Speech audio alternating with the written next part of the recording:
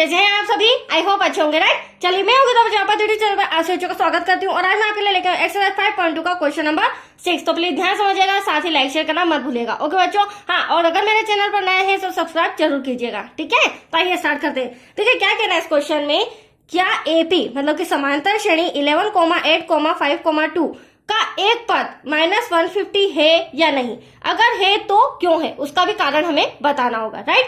अब कहने में तो आपको ये सम कंफ्यूज लग रहा है, बट मैं बहुत ही इजी लैंग्वेज में मैं आपको समझाती हूँ।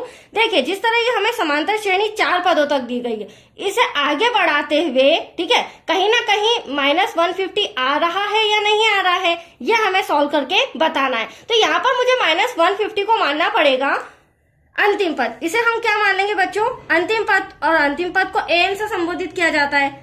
तो हमें पता करना है कि -150 इस समांतर श्रेणी में आता है या नहीं आता है। तो हम मान के चलेंगे, माना कि अंतिम पद an इक्वल्स टू या an -150 है, ये हमने मान लिया। यहां तक कोई डाउट? अब देखिए फिर से मैं समांतर श्रेणी लिख रही हूं आपके सामने। एपी प्रथम पद हमें 11 दे रखा है, द्वितीय पद 8, तृतीय पद 5, 2, राइट, इस तरह से दे रखा है। और इसी में आगे बढ़ते हुए कहीं ना कहीं -150 आना चाहिए। नहीं आएगा तो कोई बात नहीं, हम ट्राई करते हैं, राइट। अब देखिए बच्चों, यहाँ पर प्रथम पद है, क्योंकि समांतर श्रेणी है तो पहला पद हमारा A1 होता है, दूसरा पद A2 होता है, तीसरा पद A3 और चौथा पद A4 होता है, ठीक है। अब साथ में हमें यह भी पता करना है कि -150 कौन से पद पर आ रहा है, 50वें पद पर आ रहा है, 20वें पद पर आ रहा है, 25वें। तो हमें एटलीस्ट यहाँ पे n बराबर क्वेश्चन मार्क n भी फाइंड करना होगा। तो n का छोटा सा फॉर्मूला होता है n निकालने के लिए, वो मैं आपको बताती हूँ। an इक्वल्स टू, जो कि पहले के समय भी मैंने बताया है, क्वेश्चन फर्स्ट में समझा रही हूँ बच्चों, ब्रैकेट क्लोज d। अब देखो यहाँ पर an तो हमने -150 को मान लिया, राइट। n हमें फाइंड करना है, बट हमारे पास a और d नहीं है। a होता है प्रथम पद और d होता है सार्वांतर। तो ये जो a और d है मैं आपको इस समांतर श्रेणी से निकाल के बताती हूँ। तो प्रथम पद तो आप देख सकते हैं, जो भी हमारी समांतर श्रेणी होगी उसका पहला पद क्या कहलाता है, प्रथम पद कहलाता है। तो यहाँ पर जो 11 है वो हमारा क्या हो जाएगा, प्रथम पद। तो यहाँ पे मैं लिख लेती हूँ प्रथम पद A1 इक्वल्स टू 11, ठीक है। अब हमारे पास प्रथम पद भी आ गया। अब डी सार्वांतर या सार्वांतर भी कह सकते हैं। इसका एक छोटा सा फॉर्मूला होता है, स्मॉल डी से इसे संबोधित किया जाता है, A2 -A1। तो ये जो A2 है ना बच्चों, इसमें से मैं A1 को माइनस कर दूंगी, तो जो भी हमारा आंसर आएगा वो क्या होगा, डी। तो चलिए 8 हमारा A2 है, -11 में से 8 गया, दैट्स योर आंसर 3। बट बड़ी संख्या क्या है, माइनस की। तो अब आप देख सकते हैं मेरे पास सारी चीजें अवेलेबल है। अब मैं n इजीली निकाल के बता सकती हूँ, और हम पता कर सकते हैं कि एटलीस्ट -150 समांतर श्रेणी के अंतर्गत आता है या नहीं आता है, राइट। तो चलिए हम फॉर्मूला लगाएंगे, an equals to a plus bracket में n-1 ब्रैकेट क्लोज d। अब an तो हमारा माइनस का 150 है, राइट। a प्रथम पद अभी मैंने आपको बताया 11, n हमें फाइंड करना है बच्चों माइनस का 1, d हो जाएगा आपके सामने माइनस का 3, राइट।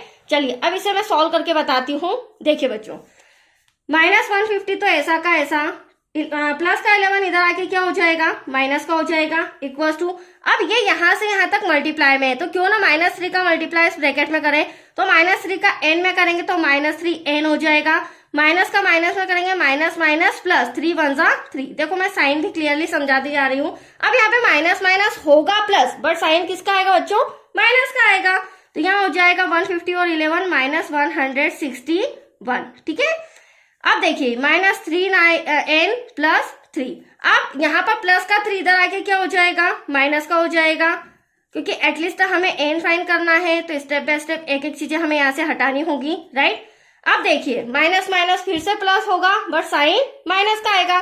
तो यहाँ पर -163 और 1 क्या हो जाएगा, 4, इधर माइनस का 3n। अब माइनस से माइनस कैंसल, अब हमारे पास क्या बचा, 3n। तो 3 इंटू का कहाँ आ जाएगा, डिवाइड में। इसे मैं यहाँ पर सॉल्व कर देती हूँ। देखिएगा बच्चों, 164 divisible by 3 equals to n। अब यहाँ पर देखिएगा मैं डिवाइड करती हूँ, 3 1 जा 3, 3 5 15 बच्चा 1। अब 14 तो 3 के टेबल में नहीं आता है, मतलब कहीं ना कहीं इसका जो आंसर आ रहा है वो या तो पॉइंट में आ रहा है या भिन्न मतलब बटे में आ रहा है। तो हमको यहीं से पता चल गया कि माइनस जो 150 है वह समांतर श्रेणी का किसी भी पद, कोई भी पद नहीं है, क्योंकि एग्जैक्टली आंसर नहीं आ रहा है। मैं आपको सॉल्व करके भी बता देती हूँ। देखिए यहाँ पर हमारा 3 5 15 बचा 1 14 3 के टेबल में नहीं आता, तो 3 4 12 हो जाएगा, बचेगा 2, पॉइंट लगाना पड़ेगा। अब यहाँ 2 बचा है, पॉइंट लगाया 0, 20 हुआ, 3 के टेबल में 20 नहीं आता, बट 3 6 18 जरूर आता है, ठीक है। फिर माइनस किया, फिर 0 लगाया, तो वापस से 6 टाइम में 18 ही जाएगा, तो जितनी बार भी आप करेंगे तो 54.666 आता जाएगा। तो n इक्वल टू 54.66। तो जाहिर सी बात है किसी भी पदों की संख्या पॉइंट में नहीं हो सकती, भिन्न में नहीं हो सकती, या तो वो फ्रेश 54 हो सकती है या फिर 55 या फिर 50 हो सकती है, ठीक है। सिंपल डिजिट होती है, इस तरह पॉइंट में नहीं होती है। और चूंकि हमारा आंसर n का पॉइंट में आ रहा है, तो हम यहाँ पर कह सकते हैं कि जो -150 है यह इस समांतर श्रेणी का कोई भी पद नहीं है, राइट। और क्यों नहीं है, क्योंकि इसका जो आंसर आ रहा है वो भिन्नात्मक आ रहा है। तो चलिए 2 लाइन हमें यहाँ पर लिखनी भी होगी बच्चों, क्योंकि उन्होंने कारण पूछा है। यहां लिखेंगे हम n का मान भिन्नात्मक है। कैसा है n का मान? भिन्नात्मक है, अर्थात यह एक प्राकृत संख्या नहीं है, ठीक है। अर्थात प्राकृत संख्या नहीं है। और जब कोई प्राकृत संख्या नहीं है साधारण सी, तो हम कह सकते हैं अतः -150 समांतर श्रेणी का